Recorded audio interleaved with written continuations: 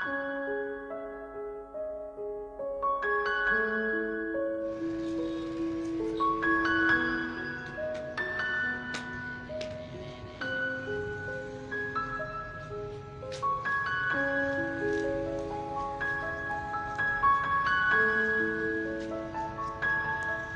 in his late 20s, shabbily dressed and with hair that seems to have been uncut for weeks. He puts his lunch bag on the bench, sits down, removes his shoes, and puts them beside his lunch bag. Mario? Mario, is that you? Yes. I'm glad you're home early. How's Tita? Don't wake her up, Mario. She cried all day.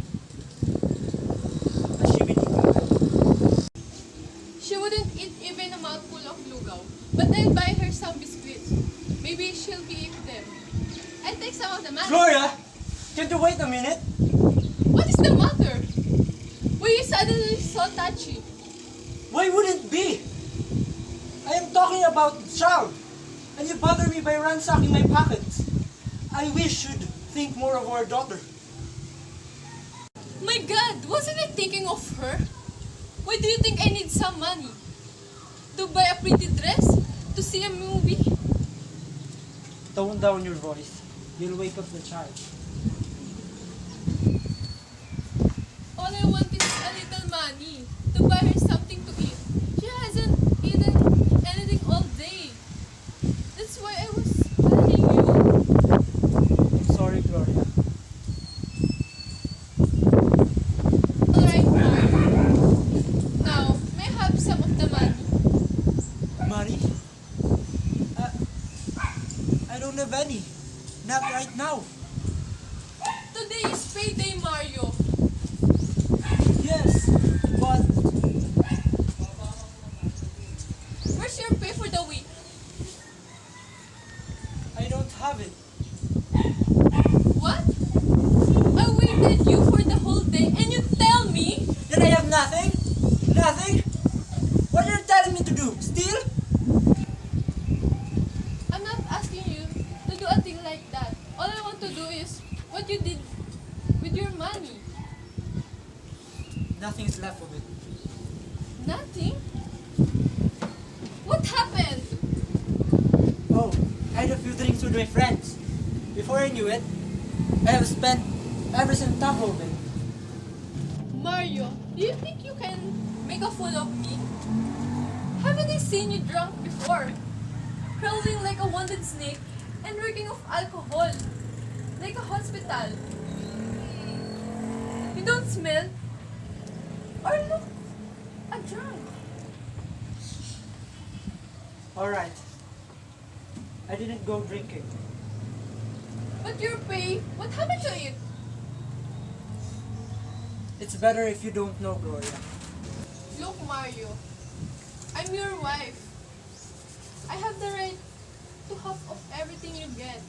If I can't have my share, I have the right to know at least where it went. Gloria, you'll think better if you don't know. I must know. Alright. I spent it all to another woman. Another woman? I don't believe it. I know you wouldn't do such a thing. I don't know you have so much faith in me. No, Mario. What I mean is, you wouldn't spend all your money when you know your daughter may need some of it. You love her too much to do that.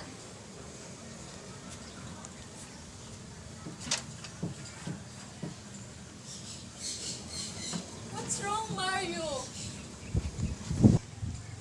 Nothing, Gloria. Nothing. I know something is wrong, Mario. I can feel it. Tell me what it is. Gloria, I've lost my job. Oh no! It's true, Gloria. What about your pay for the movie? What else would you call it? According to them, you steal? It was nothing much. Really nothing at all. What was it? It was an apple. An apple? You mean, An apple? Don't you know what an apple is? you mean you took one apple? Yes. And they kicked me out for it.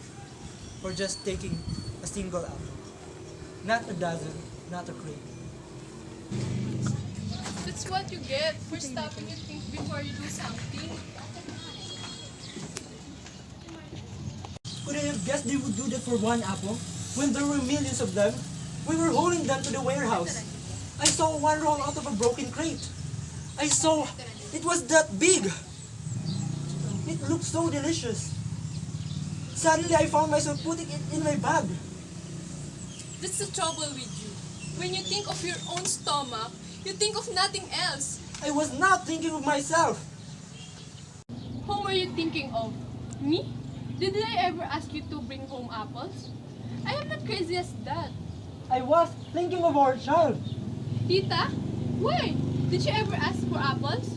Yes, she did.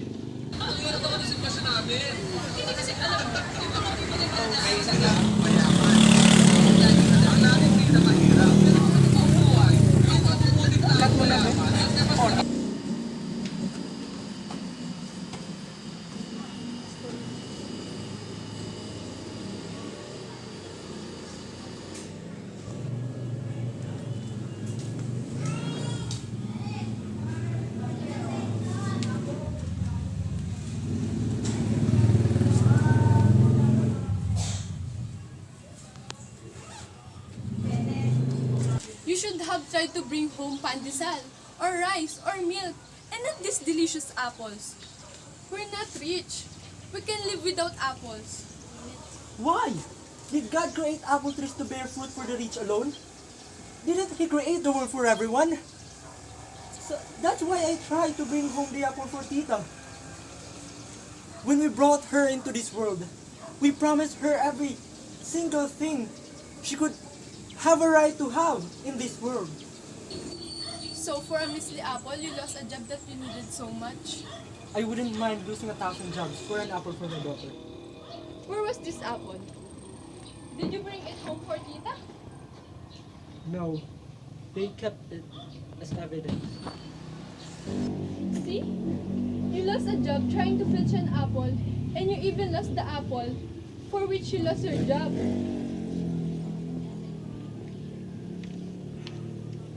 Filching an apple? That's too small a reason to kick a poor man out of work. You should ask them to give you a second chance, Mario. They won't do that. Why not? Can't you see? They had been waiting for me out for any reason. So that they could bring their own men in. You should complain. Suppose I did. What do? They would dig up my police record. But Mario, that was so long ago. Why they try to dig that thing up? They'll do anything to get me out. But don't worry. I'll find another job. It isn't really so hard to find another job nowadays. You know, I've been job hunting for a week now and I think I have found a good job. There you go, lying again. Believe me, I'm not lying this time. Honest? Honest. I knew God wouldn't let us down. He never lets anybody down. I'll pray tonight and ask Him to let you have that job. But Mario, will it mean that you'd stay out all night? That will be alright. I can always sleep during the day. What I mean is, it will be different when you aren't by my side at night. But oh, I think I'll get used to it. Why don't you go and see this friend of yours right now? Anyway, you don't have anything to do tonight. Don't you think it wise to see him early as you can? Yes, I think I'll do that.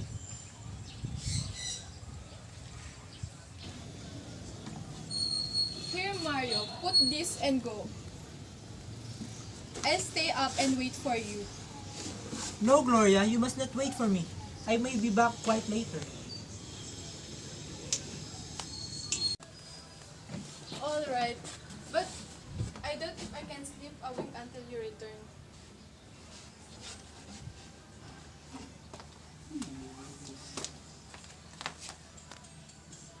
Mother was wrong. You know, before we got married, she used to tell me, Gloria, you'll commit the greatest mistake of your life if you marry that good-for-nothing loafer. You can make him any straighter than you could a crook wire with your bare hands.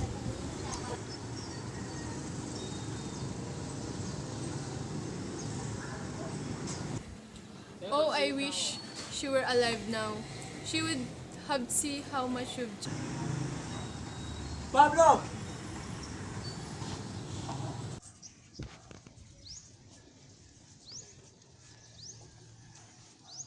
You're not glad to see me, are you? What do you want? What are you doing here? Say, is that the right way to receive a friend who has come visiting? We don't care for your visits. You haven't changed a bit. Gloria, not a bit. Neither have you. I can see.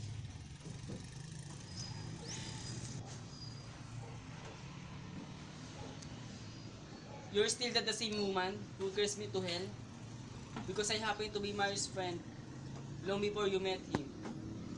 Time has not made you any kinder to me. You still hate me, don't you? Yes, and I wish you stay away from us for the rest of our lives. I am not staying away from you. Then why are you here? God! May I not even to see you now? And then, to see if life has been kind to you? How are you getting along? She's alright. Oh, and I thought she has not been very well. How did you know? Did you tell him? I haven't seen him in a long time. Until now, of course. What makes her sick? We don't know. Don't you think we should take her to a doctor? Here, I loan you a few pesos. It may help your daughter to get well. We need it alright. But no, thank you. Why don't you take it? Paying you back will mean seeing your face again.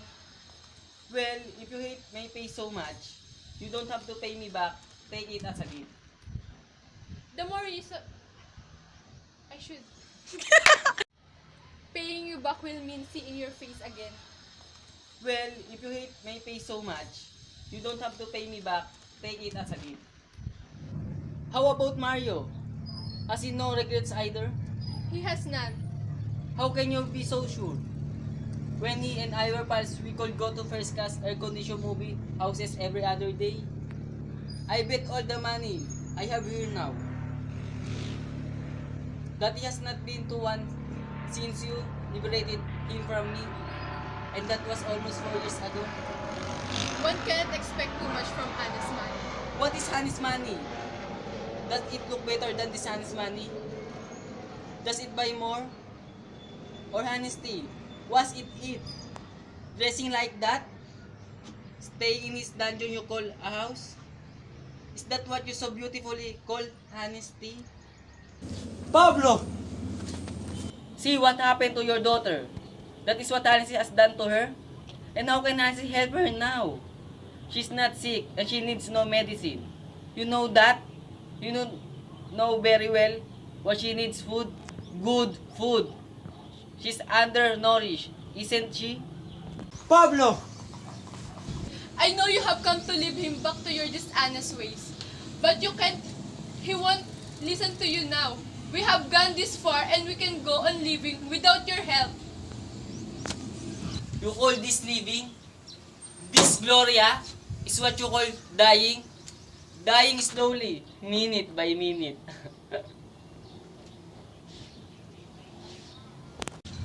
Pablo, stop it! You shouldn't have come! I got tired of waiting for you. So you have been seeing each other? I was afraid so. He came to the house yesterday. Pablo, don't! He said he would be back this noon, but he didn't show up. I came because I was afraid his conscience was bothering him. Pablo, I told you she should not know. It's alright, Mario. You'd better tell her everything. She bound to know later. Tell her what you told me. That you no longer believe in the way she wanted you to live. Tell her.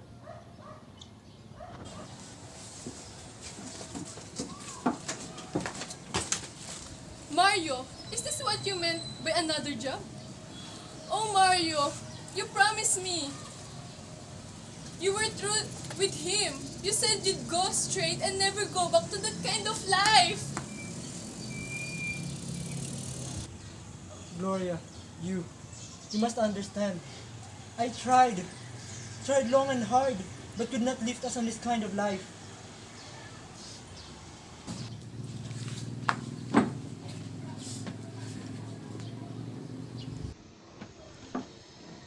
You're to blame for this. You son of the bitch. You come to him when you know he's down. He came to me first. When you know he'll cling to anything and do anything, even return to the life he hates. Get out of our sight. Get out. Alright. Alright. I leave. Just as soon as Mario is ready to go. He is not going with you. Is that so? Why don't you ask him? I said he's not going with you. Go on. Ask him. You're not going with him, are you, Mario? Tell that crook you're not going with him anywhere. Tell him to leave us and never come back. Tell him to go. Please, Mario, please. Gloria, Mario, I know he has talked to you and tried to poison your mind again. But don't go with him. This is still the better way of life. If things have not been turning out well, you must know that God is not letting us down. He is only trying us. Gloria, You're going? I can see that you want to go with him. You leave me here again, wondering whether you'll be shot in the head or sent in a jail? Don't worry about him, Gloria. He's safe with me. He won't come anywhere near Jay. I've got connection. You hideous beast! You get out! Get out! stay there, Pablo. I'll be there in a minute.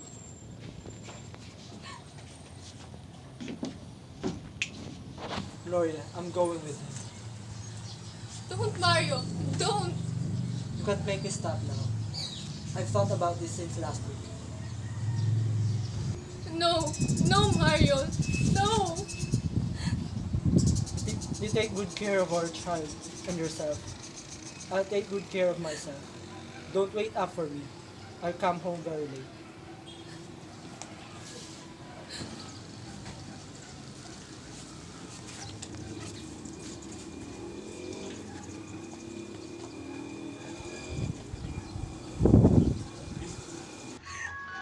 Mario!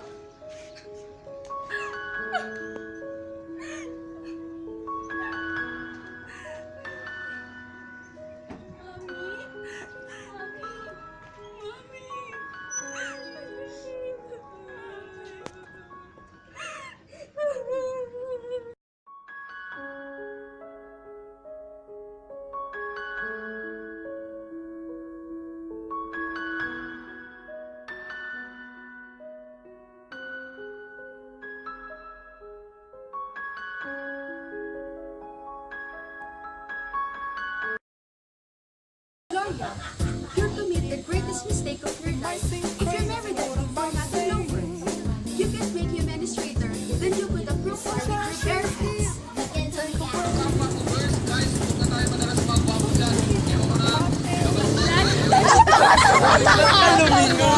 Oh no! It's true, Gloria. What about your favorite?